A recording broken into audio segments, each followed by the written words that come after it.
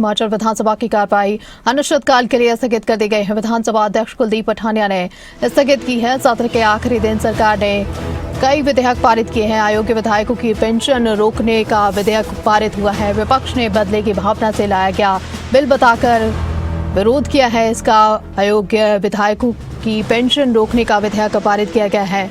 आपको बता दें, ट्रांसलेटेड व्यक्ति पंचायत चुनाव में नहीं उतर पाएगा, ये भी बिल आया है। ग्राम सभा कोरम संख्या में कटौती की गई है।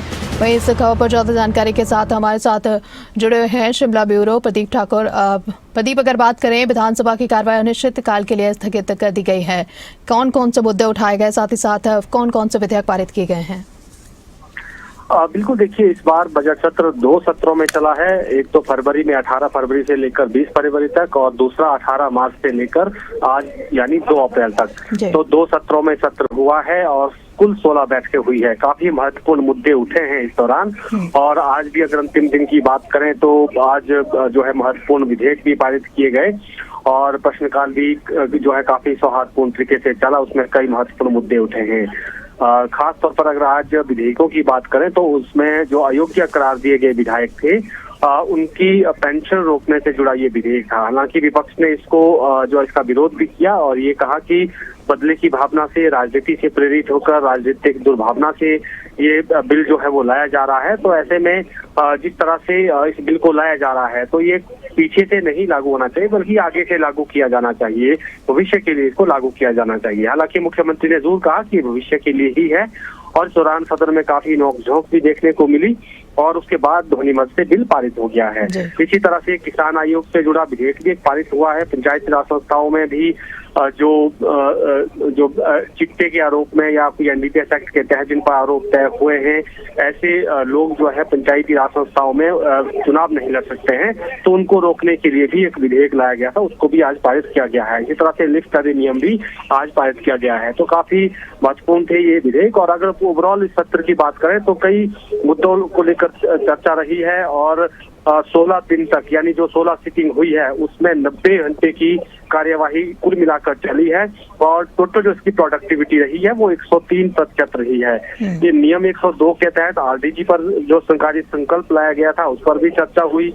बजट सत्र के दौरान 471 के करीब जो तारांकित है और 146 जो अतारांकित सवाल है वो विधायकों की तरफ से पूछे गए हैं। 9 सरकारी विधेयकों को जो है पुरस्कृत किया गया और उनको पारित भी किया गया जो है इसमें। और नियम 61 के तहत कई महत्वपूर्ण चर्चाएं हुई हैं और कई बार वॉकआउट भी देखने को मिला। सदन के बाहर भी टकराव देखने को मिला, चाहे एंटी टैक्स की बात की यहाँ पर की जाए, आरडीजी के मुद्दे को अगर की बात की जाए तो कई चीजों को लेकर सीधा टकराव यहाँ पर देखने को मिला है। इसके अलावा लॉ एंड ऑर्डर से जुड़े महत्वपूर्ण विषय भी सदन में उठे हैं और जब बजट पर चर्चा हुई, उस पर कटौती प्रस्तावों पर चर्चा हुई, उस दौरान भी हिल केयर जैसे महत्वपूर्ण विषयों को लेकर चर्चा सदन के भीतर जो है हुई है। साथ ही बाकी भी जो रोजगार से जुड़े मुद्दे हैं, हिल केयर आयुष्मान योजनाएं हैं, इनसे जुड़े मुद्दे हैं, हेल्थ सेक्टर में इंफ्रास्ट्रक्चर की बात करें या फिर जो संस्थान डिनोटिफाई हुए हैं उनसे जुड़े मुद्दे भी सदन में उठे। तो काफी महत्वपूर्ण रहा है इस बार का सत्र। हालांकि आरडीजी बंद होने के बाद ये पहला सत्र था तो उसका असर भी बजट पर देखने को मिला है, जिसमें 3500 करोड़ रुपए कम का बजट इस बार का रहा है। लेकिन मुख्यमंत्री का कहना है कि हम फिस्कल प्रूडेंस यानी वित्तीय विवेक के जरिए आने वाले 6 महीने में अर्थव्यवस्था को फिर से पटरी पर लाएंगे और जो वित्तीय स्थिति है उसको ठीक करेंगे। इसके लिए उन्होंने बेशक जो है कुछ कड़े कदम भी उठाए हैं। चाहे अपनी सैलरी की बात करें, 30% सैलरी डेफर की गई है। उप मुख्यमंत्री मंत्रियों की 20% सैलरी, बाकी जो अधिकारी हैं, चाहे आईएएस हैं, चाहे एचएएस हैं, सीनियर लेवल के अधिकारी हैं, उनकी भी 20% सैलरी को डेफर किया गया है 6 महीने के लिए। और जो क्लास 1 क्लास 2 कर्मचारी हैं, ग्रेड 1 कर्मचारी हैं, उनकी भी 3% सैलरी को डेफर किया गया है। इस पर सरकार की आलोचना भी हुई, लेकिन मुख्यमंत्री का कहना यही था कि हमें वित्तीय अनुशासन अपनाना होगा।